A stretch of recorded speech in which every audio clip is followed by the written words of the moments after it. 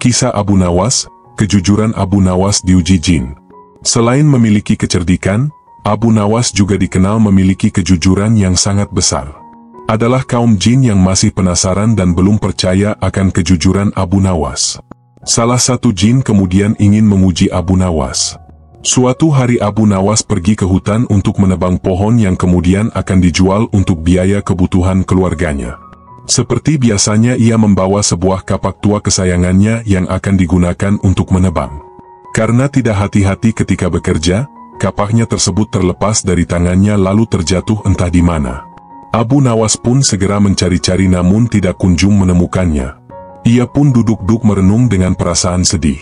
Karena hanya memiliki satu kapak, ia pun merasa sangat sedih karena tidak bisa melanjutkan pekerjaannya. Dalam perasaan yang sangat sedih itu, tiba-tiba datanglah jin yang menyamar menjadi seorang laki-laki berbaju putih. Jin itu datang dan menggoda Abu Nawas yang kondisinya mulai labil. "Hai Abu Nawas, kenapa kamu terlihat sedih sekali?" tanya jin. "Iya Pak, kapakku telah jatuh ke jurang, jadi aku tidak dapat melanjutkan pekerjaanku lagi. Padahal itu adalah satu-satunya kapak yang aku miliki," jawab Abu Nawas sedih. "Oh begitu, saya akan bantu untuk mencarikannya untukmu," kata jin.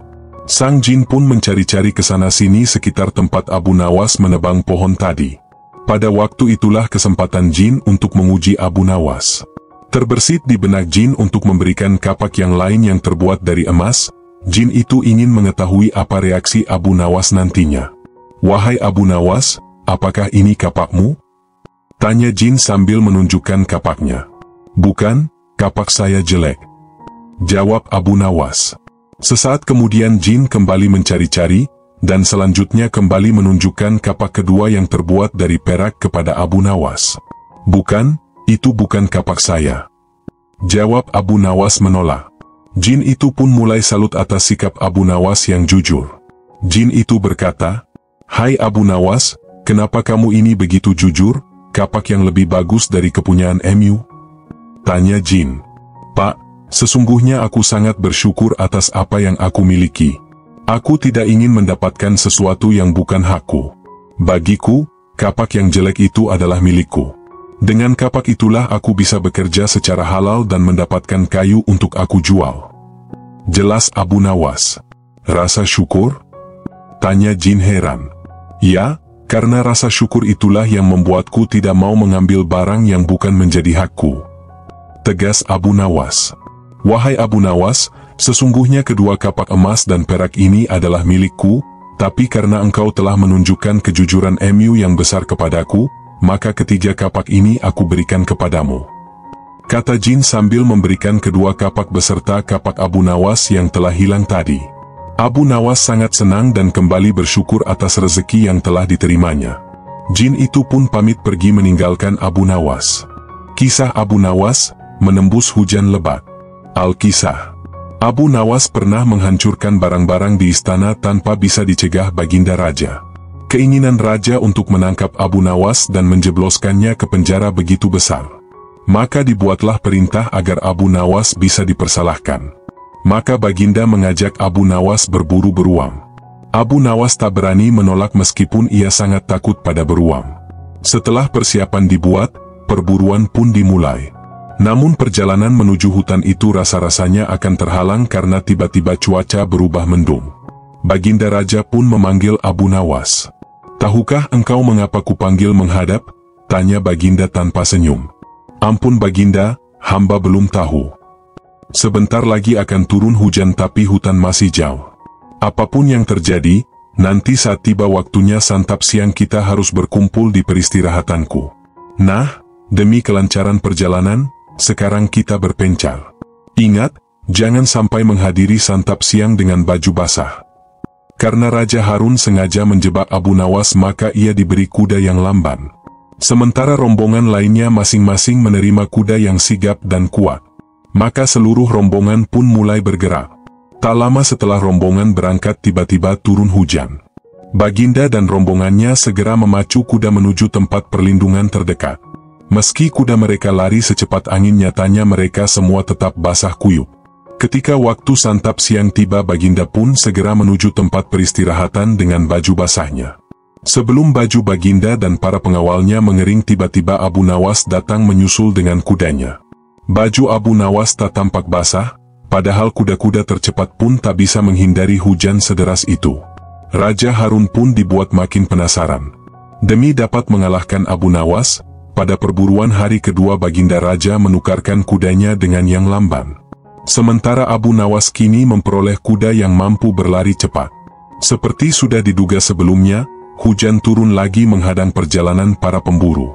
Baginda dan para pengawal pun kontan basah kuyup karena kuda mereka memang tak bisa berlari kencang. Dan ketika tiba waktu untuk santap siang, Abu Nawas sudah berada di tempat peristirahatan menunggu kedatangan Baginda dan para pengawal. Saat mendatangi tempat makan, Baginda Raja keheranan menemukan Abu Nawas sudah santai dengan pakaiannya yang kering. "Terus terang saja, sebenarnya bagaimana caramu menghindari hujan?" tanya Baginda. "Caranya mudah saja, tuanku yang mulia," kata Abu Nawas sambil tersenyum. "Baik kemarin maupun hari ini, hamba sebenarnya tidak bisa menghindar dari hujan. Rahasianya, begitu hujan turun hamba langsung melepas pakaian dan melipatnya. Hamba menduduki pakaian ini agar tak kehujanan. Jadi hamba menembus hujan tanpa berpakaian." Mau tak mau Raja Harun al-Rashid tersenyum mengakui kecerdikan Abu Nawas. Kisah Abu Nawas menjadi tabib handal. Secara tak terduga, pangeran yang menjadi putra mahkota daulat menderita sakit. Sudah banyak tabib yang didatangkan untuk memeriksa dan mengobatinya. Akhirnya, Baginda Khalifah Harun al-Rashid mengadakan sayembara yang boleh diikuti oleh semua lapisan masyarakat, termasuk dari negeri tetangga. Sayembara yang menyediakan hadiah menggiurkan itu, dalam waktu beberapa hari saja mampu menyerap ratusan peserta. Namun tidak ada satupun dari mereka yang berhasil mengobati penyakit yang diderita oleh putra mahkota. Abu Nawas, sebagai sahabat dekat Baginda Harun al-Rashid, menawarkan jasa baik untuk mengobati, menyembuhkan putra mahkota. Baginda Khalifah Harun al-Rashid menerima usul itu, namun dengan harap-harap cemas. Abu Nawas pun juga menyadari kalau dirinya bukan tabib, karena itu ia tak membawa peralatan apa-apa. Para tabib yang ada di istana tercengang melihat Abu Nawas datang tanpa membawa peralatan yang biasa dibawa oleh seorang tabib. Mereka pun berpikir dan meragukan kemampuan Abu Nawas dalam mengobati. Mungkin orang seperti Abu Nawas yang bukan tabib mampu mengobati, sedangkan para tabib terkenal yang membawa peralatan serba lengkap saja tidak mampu mengobati, bahkan mendeteksi penyakitnya pun tidak terlacak, tanya salah satu tabib yang sejak tadi memperhatikan tingkah laku Abu Nawas. Abu Nawas yang merasa menjadi pusat perhatian, tidak begitu memperdulikannya. Baginda Khalifah Harun al-Rashid mempersilahkan Abu Nawas masuk bilik putra mahkota yang sedang berbaring sakit. Ia menghampiri pangeran dan duduk di sampingnya. Cukup lama Abu Nawas dan putra mahkota saling berpandangan dan memperhatikan. Mereka seperti orang tidak kenal saja. Tidak ada kata-kata yang keluar dari insan yang saling berpandangan lantaran keheranan. Kemudian Abu Nawas keluar dari bilik itu menuju dekat tempat duduk Baginda. "Saya membutuhkan seorang tua yang di masa mudanya sering berkelana ke berbagai pelosok negeri," kata Abu Nawas dengan muka serius. Orang yang diinginkan Abu Nawas pun akhirnya didatangkan. Orang itu sudah malang melintang sebagai seorang pengelana. Abu Nawas sesaat memandangi lelaki itu seperti seorang polisi yang menginterogasi penjahat. Kemudian Abu Nawas mengajak orang itu masuk ke bilik sang putra mahkota. "Tolong sebutkan satu persatu nama-nama desa di daerah selatan," pinta Abu Nawas. Ketika orang tua itu menyebutkan nama-nama desa di bagian selatan, Abu Nawas menempelkan telinganya ke dada sang putra mahkota. Lalu Abu Nawas memerintahkan lelaki itu agar menyebutkan nama-nama desa di bagian utara, barat, dan timur. Ketika disebutkan sebuah desa di daerah utara, degup jantung pangeran berdegup agak keras. Setelah semua bagian negeri disebutkan, Abu Nawas memohon izin untuk mengunjungi sebuah desa di sebelah utara. Baginda Khalifah Harun al-Rashid merasa heran dengan tingkah laku Abu Nawas yang tidak biasa diperagakan oleh seorang tabib, aneh dan mengherankan. "Engkau diundang ke sini bukan untuk bertamasya, tapi untuk menyembuhkan penyakit putraku," kata Baginda Khalifah. "Hamba tidak bermaksud berlibur paduka," jawab Abu Nawas. Tetapi aku tidak mengerti maksudmu. Maafkan hamba Paduka, kurang bijaksana rasanya bila hamba menjelaskan sekarang. Khalifah akhirnya mengizinkan Abu Nawas pergi selama 2 hari dan sekembalinya dari desa itu ia langsung menemui putra mahkota dan membisikkan sesuatu lalu menempelkan telinganya ke dada sang putra mahkota. Setelah itu Abu Nawas mengangguk-angguk. Oh, dugaanku tidak salah. Abu Nawas keluar dari bilik putra mahkota dengan wajah yang berseri-seri penuh keyakinan menemui Baginda. Apakah Yang Mulia masih menginginkan putra mahkota hidup? Apa maksudmu Abu Nawas? Jangan gila kamu. Sabar Paduka. Jangan marah. Sebab putra mahkota terserang penyakit TBC. Penyakit apa itu? Tekanan batin cinta, Paduka. Kamu jangan main-main, Abu Nawas. Maaf Paduka, putra mahkota sedang jatuh cinta pada seorang gadis desa di sebelah utara negeri ini. Bagaimana kamu bisa tahu? Ketika salah satu nama desa di bagian utara disebutkan, tiba-tiba degup jantungnya bertambah cepat. Sedangkan sang putra mahkota tidak berani mengutarakannya. Oleh karena itu hamba kemarin mendatangi desa tersebut untuk mendapatkan nama-nama gadis di desa tersebut. Dan ketika salah satu nama gadis kusebutkan, degup jantung sang pangeran semakin berdetak kencang. Lalu apa yang harus aku lakukan? Mengawinkannya sang pangeran dengan gadis itu. Kalau tidak dikawinkan, cinta itu buta. Bila tidak berusaha mengobati kebutaannya, maka ia bisa mati. Baginda terlihat berpikir keras. Wajahnya menunduk ke lantai istana. Dalam batinnya terjadi pertarungan hebat, antara percaya dan tidak terhadap perkataan Abu Nawas. Baginda tahu bahwa Abu Nawas bukanlah seorang tabib, namun ucapannya masuk akal. Ah, barangkali saran Abu Nawas ada benarnya, kata Baginda Khalifah dengan suara lirih. Abu Nawas yang mengamati wajah Baginda Khalifah yang sedang serius, tidak berani angkat bicara. Suasana menjadi sunyi. Para tabib istana asyik berpikir sendiri-sendiri, entah apa yang mereka pikirkan. Saat wajah Baginda Khalifah bangkit, tiba-tiba Abu Nawas angkat bicara, memecah keheningan istana. Bagaimana Paduka? Bila tidak, putra mahkota bisa mati. Rupa-rupanya saran Abu Nawas tidak bisa ditawar lagi. Begitu disetujui, maka menikahlah sang pangeran dengan gadis itu dan kesehatan pangeran berangsur-angsur pulih. Sebagai tanda terima kasih, Abu Nawas diberi hadiah cincin permata yang sangat indah. Kisah Abu Nawas, menipu gajah. Abu Nawas sedang berjalan-jalan santai. Ada kerumunan massa. Abu Nawas bertanya kepada seorang kawan yang kebetulan berjumpa di tengah jalan. Ada kerumunan apa di sana? Tanya Abu Nawas. Pertunjukan keliling yang melibatkan gajah ajaib. Apa maksudmu dengan gajah ajaib? Kata Abu Nawas ingin tahu. Gajah yang bisa mengerti bahasa manusia dan yang lebih menakjubkan adalah gajah itu hanya mau tunduk kepada pemiliknya saja, kata kawan Abu Nawas menambahkan. Abu Nawas makin tertarik. Ia tidak tahan untuk menyaksikan kecerdikan dan keajaiban binatang raksasa itu. Kini Abu Nawas sudah berada di tengah kerumunan para penonton. Karena begitu banyak penonton yang menyaksikan pertunjukan itu, sang pemilik gajah dengan bangga menawarkan hadiah yang cukup besar bagi siapa saja yang sanggup membuat gajah itu mengangguk-angguk. Tidak heran bila banyak di antara para penonton mencoba maju satu persatu. Mereka berupaya dengan beragam cara untuk membuat gajah itu mengangguk-angguk, tetapi sia-sia. Gajah itu tetap menggeleng-gelengkan kepala. Melihat kegigihan gajah itu, Abu Nawas semakin penasaran. Hingga ia maju untuk mencoba. Setelah berhadapan dengan binatang itu, Abu Nawas bertanya, "Tahukah engkau siapa aku?" Gajah itu menggeleng. "Apakah engkau tidak takut kepadaku?" tanya Abu Nawas lagi. Namun gajah itu tetap menggeleng. "Apakah engkau takut kepada tuanmu?" tanya Abu Nawas memancing. Gajah itu mulai ragu. "Bila engkau tetap diam maka akan aku laporkan kepada tuanmu," lanjut Abu Nawas mulai mengancam. Akhirnya gajah itu terpaksa mengangguk-angguk. Atas keberhasilan Abu Nawas membuat gajah itu mengangguk-angguk maka ia mendapat hadiah berupa uang yang banyak. Bukan main marah pemilik gajah itu hingga ia memukuli binatang yang malang itu.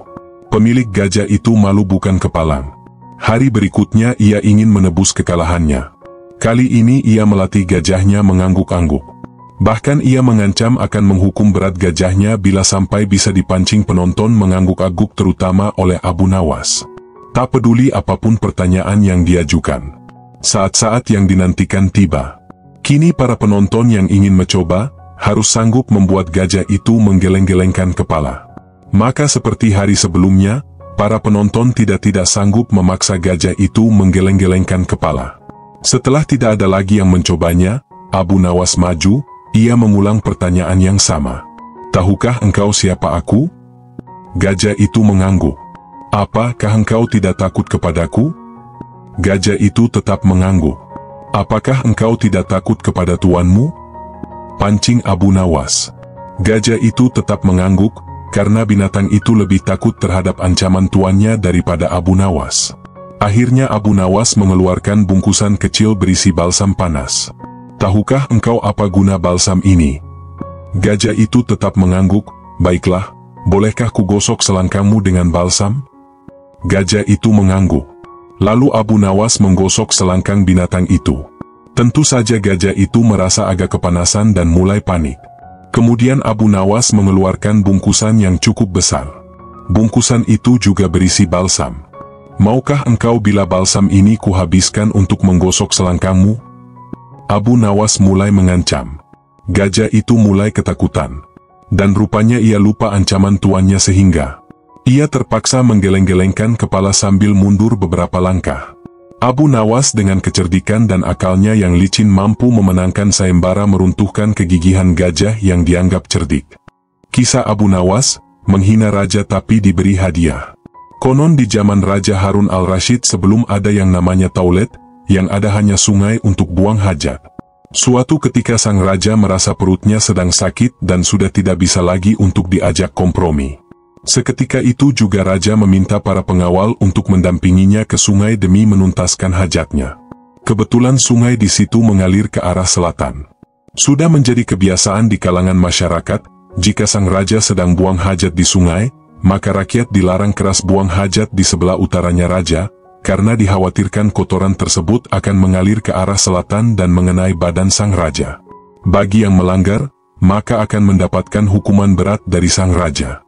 Namun kali ini, peraturan tersebut tidak diindahkan oleh Abu Nawas. Abu Nawas dengan santainya juga ikut buang hajat di sebelah utara agak jauh dari sang raja. Di saat asyik buang hajat, tiba-tiba saja ada suatu benda yang menyenggol pantat raja. Tanpa berpikir panjang, benda tersebut langsung dipegang dan dilihat oleh sang raja. Dan alangkah kagetnya ternyata benda tersebut adalah kotoran manusia. Kontan saja hal itu membuat sang raja naik pitam, dan seketika itu juga raja menyuruh para pengawalnya untuk menelusuri sungai di belahan utara dan menangkap orang yang buang hajat. Benar saja, di sebelah utara agak jauh dari posisi sang raja terlihat sosok Abu Nawas sedang buang hajat dengan santainya. Saat itu juga para pengawal langsung menangkap dan membawanya ke hadapan raja untuk dihukum. Ketika di hadapan raja, Abu Nawas memprotes pada raja kenapa dia ditangkap dan akan dihukum. Raja pun menjawab bahwa perbuatan Abu Nawas itu telah melecehkan privasinya dan menginjak-injak harga dirinya sebagai raja. Kamu memang tidak punya tata krama, berani-beraninya kamu buang hajat di sebelah utaraku sehingga kotoranmu mengenai badanku. Kini kamu harus menerima hukuman dariku, bentak sang raja. Maaf, tunggu sebentar wahai raja, sela Abu Nawas. Ada apa? Kali ini tidak ada lagi ampunan bagimu Abu Nawas, sahut sang raja geram. Tunggu sebentar, tolong beri saya kesempatan untuk menjelaskannya. Saya melakukan itu semua karena saya sangat menghargai engkau wahai raja, kata Abu Nawas. Mendengar hal itu, Raja Harun al-Rashid langsung sedikit tertegun dengan apa yang disampaikan oleh Abu Nawas. Perbuatan seperti itu kamu bilang malah menghormati aku? Tanya raja keheranan. Begini raja, selama ini jika raja tengah mengadakan perjalanan dengan rakyat atau bersama pengawal, tidak ada satupun dari rakyat atau pengawal yang berani mendahului jalannya raja. Begitu juga dengan saya, ketika saya ikut rombongan raja, posisi ketika berjalan tidak berani mendahului raja. Itu saya lakukan karena saya menjaga tata krama dan sopan santun kepada raja, bela Abu Nawas. Ya bagus, tapi apa hubungannya dengan perbuatanmu sekarang ini? Tanya raja. Begini raja, saya menghormati engkau tidak setengah-setengah. Ketika saya buang hajat, saya memilih di sebelah utara raja dan hal ini saya lakukan karena saya khawatir jika di sebelah selatan raja, maka nanti kotoran saya tidak sopan kepada kotoran raja karena sudah berani berjalan mendahului kotoran raja. Ini semua saya lakukan demi tata krama saya kepada kotoran raja, jelas Abu Nawas. Mendengar penjelasan Abu Nawas, raja pun tersenyum. Dia tidak jadi marah dan menghukum Abu Nawas, tetapi Abu Nawas malah diberi hadiah karena alasannya masuk akal. Kisah Abu Nawas, memenjarakan angin. Al-Kisah. Abu Nawas kaget bukan main saat seorang utusan Baginda Raja datang ke rumahnya. Ia diharuskan menghadap Baginda secepatnya. Pikiran Abu Nawas bertanya-tanya, permainan apalagi yang akan dihadapi kali ini. Setelah tiba di istana, Baginda Raja menyambut Abu Nawas dengan sebuah senyuman. "Ger langsung tuh Abu Nawas. Akhir-akhir ini aku sering mendapat gangguan perut. Kata tabib pribadiku, aku terkena serangan angin," kata Baginda memulai pembicaraan. "Ampun tuanku, apa yang bisa hamba lakukan hingga hamba dipanggil?" tanya Abu Nawas. "Aku hanya menginginkan engkau menangkap angin dan memenjarakannya," kata Baginda. Abu Nawas hanya diam. Tak sepatah kata pun keluar dari mulutnya. Ia tidak memikirkan cara menangkap angin nanti, tetapi ia masih bingung bagaimana cara membuktikan bahwa yang ditangkap itu memang benar-benar angin. Karena angin tidak bisa dilihat. Tidak ada benda yang lebih aneh dari angin. Tidak seperti halnya air walaupun tidak berwarna tetapi masih bisa dilihat. Sedangkan angin tidak. Parahnya lagi, Baginda hanya memberi waktu tidak lebih dari 3 hari. Abu Nawas pulang dengan membawa pekerjaan rumah dari Baginda Raja. Namun Abu Nawas tidak begitu sedih.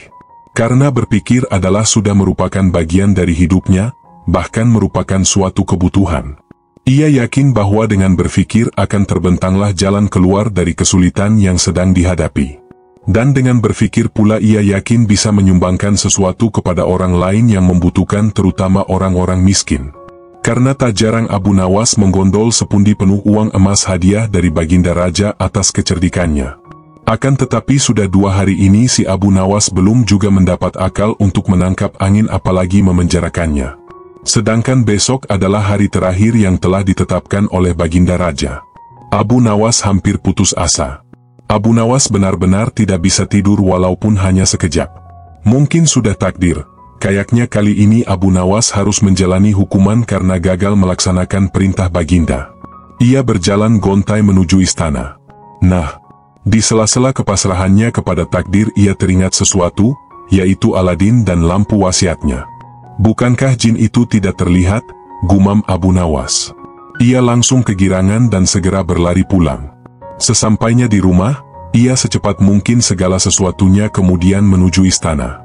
Di pintu gerbang istana, si Abu Nawas langsung dipersilahkan masuk oleh para pengawal karena Baginda sedang menunggu kehadirannya. Dengan tidak sabar Baginda langsung bertanya kepada Abu Nawas. "Sudahkah engkau berhasil memenjarakan angin hai Abu Nawas?" tanya Baginda. "Sudah Paduka yang mulia," jawab Abu Nawas dengan wajah berseri-seri. Abu Nawas kemudian mengeluarkan botol yang sudah disumbat. Kemudian botol tersebut diserahkan kepada Baginda. Baginda Raja menimang-nimang botol itu sebelum bertanya lebih lanjut. "Mana angin itu hai Abu Nawas?" tanya Baginda. "Di dalam, tuanku yang mulia," jawab Abu Nawas. "Aku tak melihat apa-apa," kata Baginda. "Ampun tuanku, memang angin tidak bisa dilihat, tetapi bila Paduka ingin tahu angin, tutup botol itu harus dibuka terlebih dahulu," kata Abu Nawas menjelaskan. Setelah tutup botol dibuka, Baginda mencium bau busuk. Bau busuk yang sangat menyengat hidung. "Bau apa ini, hai Abu Nawas?" tanya Baginda marah. "Ampun tuanku yang mulia, tadi hamba buang angin dan hamba masukkan ke dalam botol. Karena hamba takut, angin yang hamba buang itu keluar. Maka hamba memenjarakannya dengan cara menyumbat mulut botol," jelas Abu Nawas. Akan tetapi Baginda tidak jadi marah karena penjelasan Abu Nawas memang masuk akal. Untuk kesekian kalinya Abu Nawas selamat. Kisah Abu Nawas, memindahkan istana raja. Baginda baru saja membaca kitab tentang kehebatan Raja Sulaiman yang mampu memerintahkan para jin memindahkan singgasana Ratu Bilqis di dekat istananya. Baginda tiba-tiba merasa tertarik.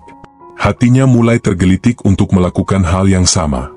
Mendadak beliau ingin istananya dipindahkan ke atas gunung agar bisa lebih leluasa menikmati pemandangan di sekitar. Dan bukankah hal itu tidak mustahil bisa dilakukan karena ada Abu Nawas yang amat cerdik di negerinya. Abu Nawas segera dipanggil untuk menghadap Baginda Raja Harun al-Rashid. Setelah Abu Nawas dihadapkan, Baginda bersabda, "Sanggupkah engkau memindahkan istanaku ke atas gunung agar aku lebih leluasa melihat negeriku?" tanya Baginda. Abu Nawas tidak langsung menjawab. Lah berpikir sejenak hingga keningnya berkerut. Tidak mungkin menolak perintah Baginda kecuali kalau memang ingin dihukum. Akhirnya Abu Nawas terpaksa menyanggupi proyek raksasa itu. Ada satu lagi permintaan dari Baginda, pekerjaan itu harus selesai hanya dalam waktu sebulan. Abu Nawas pulang dengan hati masyghul. Setiap malam ia hanya berteman dengan rembulan dan bintang-bintang. Hari-hari dilewati dengan kegundahan. Tak ada hari yang lebih berat dalam hidup Abu Nawas kecuali hari-hari ini. Tetapi pada hari ke-9 ia tidak lagi merasa gundah gulana. Keesokan harinya Abu Nawas menuju istana. Lah menghadap Baginda untuk membahas pemindahan istana. Dengan senang hati Baginda akan mendengarkan apa yang diinginkan Abu Nawas. "Ampun tuanku, hamba datang ke sini hanya untuk mengajukan usul untuk memperlancar pekerjaan hamba nanti," kata Abu Nawas. "Apa usul itu?" "Hamba akan memindahkan istana Paduka yang mulia tepat pada hari raya Idul Kurban yang kebetulan hanya kurang 20 hari lagi." "Kalau hanya usulmu, baiklah," kata Baginda. "Satu lagi Baginda." Abu Nawas menambahkan. "Apa lagi?" tanya Baginda. "Hamba mohon Baginda menyembelih 10 ekor sapi yang gemuk untuk dibagikan langsung kepada para fakir miskin," kata Abu Nawas. "Usulmu kuterima," kata Baginda menyetujui. Abu Nawas pulang dengan perasaan riang gembira. Kini tidak ada lagi yang perlu dikhawatirkan. Toh nanti bila waktunya sudah tiba, ia pasti akan dengan mudah memindahkan istana Baginda Raja. Jangankan hanya memindahkan ke puncak gunung, ke dasar samudera pun Abu Nawas sanggup. Desas-desus mulai tersebar ke seluruh pelosok negeri. Hampir semua orang harap-harap cemas. Tetapi sebagian besar rakyat merasa yakin atas kemampuan Abu Nawas. Karena selama ini Abu Nawas belum pernah gagal melaksanakan tugas-tugas aneh yang dibebankan di atas pundaknya. Namun ada beberapa orang yang meragukan keberhasilan Abu Nawas kali ini. Saat-saat yang dinanti-nantikan tiba. Rakyat berbondong-bondong menuju lapangan untuk melakukan salat hari raya Idul Kurban. Dan seusai salat, 10 sapi sumbangan Baginda Raja disembelih lalu dimasak kemudian segera dibagikan kepada fakir miskin. Kini giliran Abu Nawas yang harus melaksanakan tugas berat itu. Abu Nawas berjalan menuju istana diikuti oleh rakyat. Sesampai di depan istana Abu Nawas bertanya kepada Baginda Raja. "Ampun tuanku yang mulia, apakah istana sudah tidak ada orangnya lagi?" "Tidak ada," jawab Baginda Raja singkat. Kemudian Abu Nawas berjalan beberapa langkah mendekati istana. Lah berdiri sambil memandangi istana. Abu Nawas berdiri mematung seolah-olah ada yang ditunggu. "Benar." Baginda Raja akhirnya tidak sabar. "Abu Nawas, mengapa engkau belum juga mengangkat istanaku?" tanya Baginda Raja. "Hamba sudah siap sejak tadi Baginda," kata Abu Nawas. "Apa maksudmu engkau sudah siap sejak tadi? Kalau engkau sudah siap, lalu apa yang engkau tunggu?" tanya Baginda masih diliputi perasaan heran. "Hamba menunggu istana Paduka yang mulia diangkat oleh seluruh rakyat yang hadir untuk diletakkan di atas pundak hamba. Setelah itu hamba tentu akan memindahkan istana Paduka yang mulia ke atas gunung sesuai dengan titah Paduka." Baginda Raja Harun al-Rashid terpana. Beliau tidak menyangka Abu Nawas masih bisa keluar dari lubang jarum. Kisah Abu Nawas menyadarkan pengemis. Pada suatu ketika, Abu Nawas dikunjungi oleh seorang pengemis laki-laki. Pengemis itu meminta makanan karena sudah lama tidak makan. Namun, Abu Nawas tidak memberikan sesuap nasi atau makanan lainnya yang sangat diharapkan oleh pengemis itu, akan tetapi ia malah mengajukan beberapa pertanyaan semata. "Kenapa engkau mengemis? Apa engkau tidak mempunyai pekerjaan?"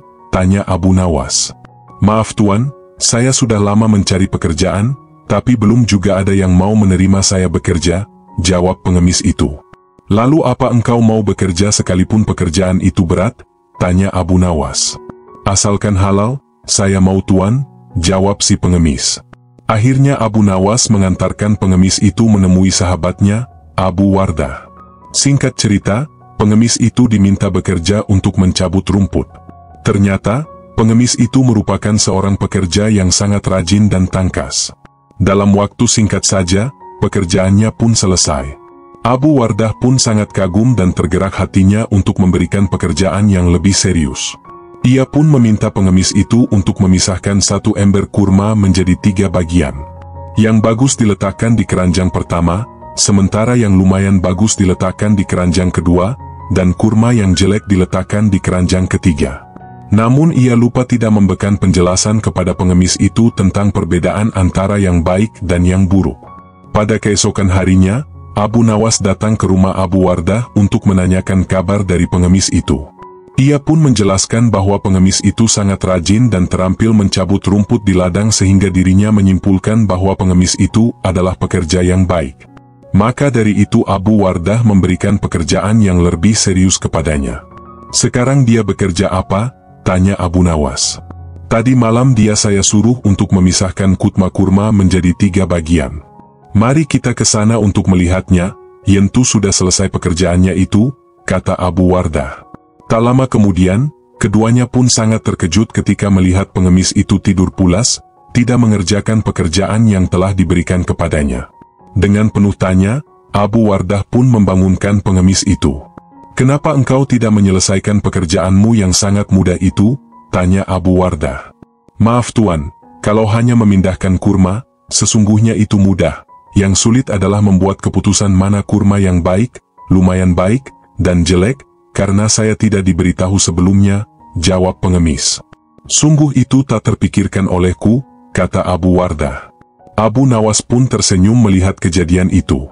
Ia pun menegur Abu Wardah karena Abu Wardah hanya bisa memberikan tugas saja, tapi tidak mengajarinya dengan baik cara melakukannya.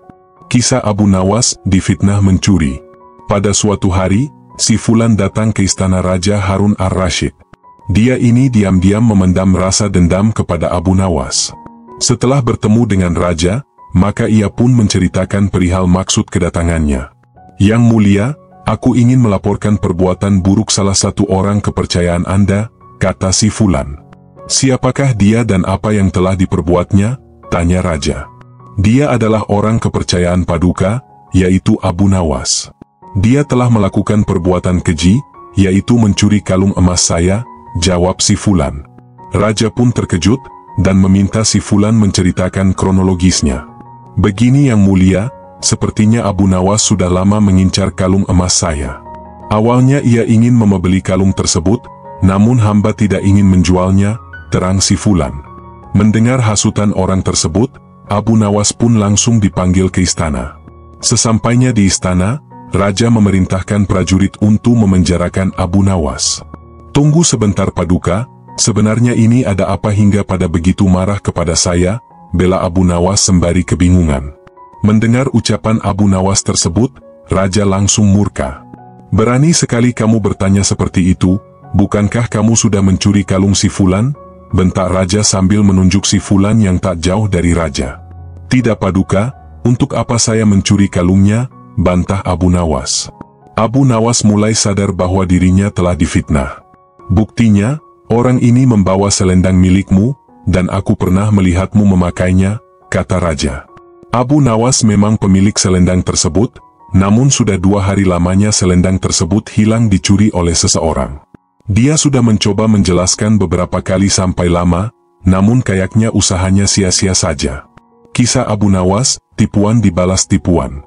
Suatu ketika diceritakan, karena kesulitan uang, Abu Nawas memutuskan untuk menjual keledai kesayangannya. Keledai itu merupakan kendaraan Abu Nawas satu-satunya. Sebenarnya ia tidak tega untuk menjualnya. Tetapi keluarga Abu Nawas amat membutuhkan uang. Dan istrinya setuju. Keesokan harinya Abu Nawas membawa keledai ke pasar. Abu Nawas tidak tahu kalau ada sekelompok pencuri yang terdiri dari 4 orang telah mengetahui keadaan dan rencana Abu Nawas. Mereka sepakat akan memperdaya Abu Nawas. Rencana pun mulai mereka susun. Ketika Abu Nawas beristirahat di bawah pohon, salah seorang mendekat dan berkata, "Apakah engkau akan menjual kambingmu?" Tentu saja Abu Nawas terperanjat mendengar pertanyaan yang begitu tiba-tiba. "Ini bukan kambing," kata Abu Nawas. "Kalau bukan kambing, lalu apa?" tanya pencuri itu selanjutnya. "Keledai," kata Abu Nawas. "Kalau engkau yakin itu keledai, jual saja ke pasar dan tanyakan pada mereka," kata komplotan pencuri itu sambil berlalu. Abu Nawas tidak terpengaruh. Kemudian ia meneruskan perjalanannya. Ketika Abu Nawas sedang menunggang keledai, pencuri kedua menghampirinya dan berkata, "Mengapa kau menunggang kambing? Ini bukan kambing tapi keledai." "Kalau itu keledai aku tidak bertanya seperti itu, dasar orang aneh. Kambing kok dikatakan keledai." "Kalau ini kambing aku tidak akan menungganginya," jawab Abu Nawas tanpa ragu. "Kalau engkau tidak percaya, pergilah ke pasar dan tanyakan pada orang-orang di sana," kata pencuri kedua sambil berlalu. Abu Nawas belum terpengaruh dan ia tetap berjalan menuju pasar. Pencuri ketiga datang menghampiri Abu Nawas. "Hai Abu Nawas, akan kau bawa kemana kambing itu?" Kali ini Abu Nawas tidak segera menjawab. Ia mulai ragu, sudah 3 orang mengatakan kalau hewan yang dibawanya adalah kambing. Pencuri ketiga tidak menyia-nyiakan kesempatan. Ia makin merecoki otak Abu Nawas. "Sudahlah, biarpun kau bersikeras hewan itu adalah keledai, nyatanya itu adalah kambing, kambing, kambing." Abu Nawas berhenti sejenak untuk beristirahat di bawah pohon. Pencuri keempat melaksanakan strategi busuknya. Ia duduk di samping Abu Nawas dan mengajak tokoh cerdik ini untuk berbincang-bincang. "Aha, bagus sekali kambingmu ini," pencuri keempat membuka percakapan. "Kau juga yakin ini kambing?" tanya Abu Nawas. "Loh? Ya jelas sekali kalau hewan ini adalah kambing. Kalau boleh aku ingin membelinya." "Berapa kau mau membayarnya?" 3 dirham. Abu Nawas setuju. Setelah menerima uang dari pencuri keempat, kemudian Abu Nawas langsung pulang. Setiba di rumah, Abu Nawas dimarahi istrinya. "Jadi keledai itu hanya engkau jual 3 dirham lantaran mereka mengatakan bahwa keledai itu kambing?" Abu Nawas tidak bisa menjawab. Ia hanya mendengarkan ocehan istrinya dengan setia sambil menahan rasa dongkol. Kini ia baru menyadari kalau sudah diperdayai oleh komplotan pencuri yang menggoyahkan akal sehatnya. Abu Nawas merencanakan sesuatu. Ia pergi ke hutan mencari sebatang kayu untuk dijadikan sebuah tongkat yang nantinya bisa menghasilkan uang. Rencana Abu Nawas ternyata berjalan lancar. Hampir semua orang membicarakan keajaiban tongkat Abu Nawas. Berita ini juga terdengar oleh para pencuri yang telah menipu Abu Nawas. Mereka langsung tertarik. Bahkan mereka melihat sendiri ketika Abu Nawas membeli barang atau makan tanpa membayar tetapi hanya dengan mengacungkan tongkatnya. Mereka berpikir kalau tongkat itu bisa dibeli maka tentu mereka akan kaya karena hanya dengan mengacungkan tongkat itu mereka akan mendapatkan apa yang mereka inginkan. Akhirnya mereka mendekati Abu Nawas dan berkata, "Apakah tongkatmu akan dijual?" "Tidak," jawab Abu Nawas dengan cuek. "Tetapi kami bersedia membeli dengan harga yang amat tinggi," kata mereka. "Berapa?" kata Abu Nawas pura-pura merasa tertarik. 100 dinar uang emas, kata mereka tanpa ragu-ragu. "Tetapi tongkat ini adalah tongkat wasiat satu-satunya yang aku miliki," kata Abu Nawas sambil tetap berpura-pura tidak ingin menjual tongkatnya. "Dengan uang 100 dinar engkau sudah bisa hidup enak," kata mereka makin penasaran. Abu Nawas diam beberapa saat sepertinya merasa keberatan sekali. "Baiklah kalau begitu," kata Abu Nawas kemudian sambil menyerahkan tongkatnya. Setelah menerima 100 dinar uang emas, Abu Nawas segera melesat pulang. Para pencuri itu segera mencari warung terdekat untuk membuktikan keajaiban tongkat yang baru mereka beli. Seusai makan mereka mengacungkan tongkat itu kepada pemilik kedai. Tentu saja pemilik kedai marah. "Apa maksudmu mengacungkan tongkat itu padaku? Bukankah Abu Nawas juga mengacungkan tongkat ini dan engkau membebaskannya?" tanya para pencuri itu. "Benar. Tetapi engkau harus tahu bahwa Abu Nawas menitipkan sejumlah uang kepadaku sebelum makan di sini." "Gila. Ternyata kita tidak mendapat keuntungan sama sekali menipu Abu Nawas. Kita malah rugi besar," umpat para pencuri dengan rasa dongkol. Kisah Abu Nawas. Raja disuruh mencium pantat ayam. Pada suatu hari Raja Harun ar-Rasyid sedang galau dengan perilaku Abu Nawas. Beberapa kali Abu Nawas telah membuatnya aib di depan para pejabat kerajaan. Berlatar belakang dendam inilah akhirnya raja hendak menciptakan jebakan terhadap Abu Nawas. Jika Abu Nawas gagal menghadapi jebakan tersebut, maka sanksi akan diberikan kepadanya. Maka dipanggillah Abu Nawas untuk menghadap Raja Harun ar-Rasyid. Setelah melewati beberapa prosedur, hingga juga Abu Nawas di istana kerajaan. Sang raja kemudian memulai pertanyaannya, "Wahai Abu Nawas, di depan mejaku itu ada sepanggang daging ayam yang enak dan enak dilahap, tolong segera ambilkan." Abu Nawas tampak resah dengan perintah tersebut, alasannya yakni tak biasanya dia disuruh mengambilkan makanan raja. "Mungkin raja ingin menjebakku, saya harus waspada," kata Abu Nawas dalam hati. Abu Nawas pun akhirnya menuruti perintah itu. Setelah mengambil ayam panggang sang raja, Abu Nawas kemudian memberikannya kepada raja. Namun, sang raja belum eksklusif menerimanya, ia bertanya lagi, "Abu Nawas, di tangan kau ada sepotong ayam panggang lezat, silahkan dinikmati." Begitu Abu Nawas hendak menyantap ayam panggang tersebut, tiba-tiba raja berkata lagi, "Tapi ingat Abu Nawas, dengarkan dulu petunjuknya. Jika kau memotong paha ayam itu, maka saya akan memotong pahamu, dan jikalau kau memotong dada ayam itu, maka saya akan memotong dadamu. Tidak hanya itu saja, jikalau kau memotong dan memakan kepala ayam itu, maka saya akan memotong kepalamu. Akan tetapi kalau kau hanya mendiamkan saja ayam panggang itu, hasilnya kau akan saya gantung." Abu Nawas merasa resah dengan petunjuk yang dititahkan rajanya itu. Dalam kebingungannya, ia semakin yakin jikalau hal itu hanya pura-pura Raja Harun saja demi untuk menghukumnya. Tidak hanya Abu Nawas saja yang tegang, tapi juga semua pejabat kerajaan yang hadir di istana tampak tegang pula. Mereka hanya dapat menebak dalam hati ihwal maksud dari perintah rajanya itu. Hampir 10 menit lamanya Abu Nawas hanya membolak-balikan ayam panggang itu. Sejenak suasana menjadi hening. Kemudian Abu Nawas mulai mendekatkan ayam panggang itu sempurna di indera penciumannya. Para hadirin yang tiba atas permintaan raja mulai resah dan tidak mengerti apa yang dilakukan Abu Nawas. Kemudian terlihat Abu Nawas mendekatkan indera penciumannya sempurna di bab pantat daging ayam bakar yang kelihatan sangat enak itu. Beberapa menit kemudian ia mencium bab pantat ayam bakar itu.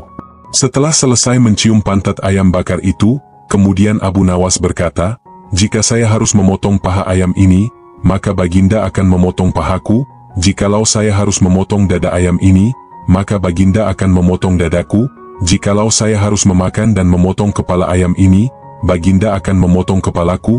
Tetapi coba lihat, yang saya lakukan yakni mencium pantat ayam ini," kata Abu Nawas. "Apa maksudmu, wahai Abu Nawas?" tanya Baginda.